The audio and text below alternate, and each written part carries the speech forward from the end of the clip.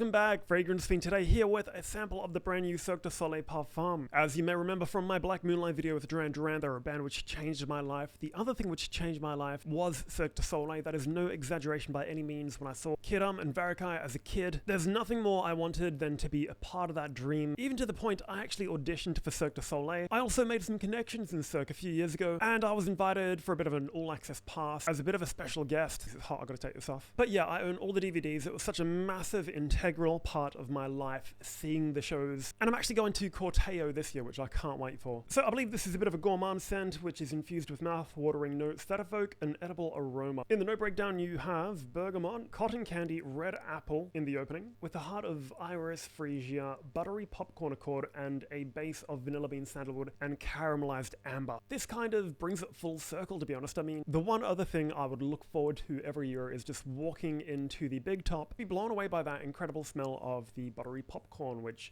I wouldn't get at the cinema, I wouldn't get at other shows. So this video is not sponsored, but I did buy it with my own money from ozfragrances.com.au. Pretty sure they're reliable. I don't believe they watered down their samples. Let's give it a smell.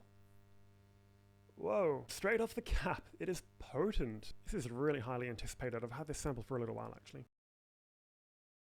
Okay, definitely a little bit piercing in the opening. I'm getting a hint of that alcohol. It was a lot to kind of dissect. I mean, I felt like in the first few seconds there was so much kind of going on. I've never smelt red apple this accurately portrayed. It's very juicy. I'm honestly not even a fan of gourmands anymore, but I'm really liking what I'm smelling. And the popcorn is brilliant. I'm pretty sure a brand called Imaginary Authors, they do a lot of these type of scents, so way too synthetic for my liking. Even though this is an incredible piece of perfumery, it doesn't really bring me back to my personal experience. The sweetness in the initial opening is very intense, almost a little bit too much, but thankfully it doesn't last too long. To me, the note breakdown does feel a tiny bit jumbled.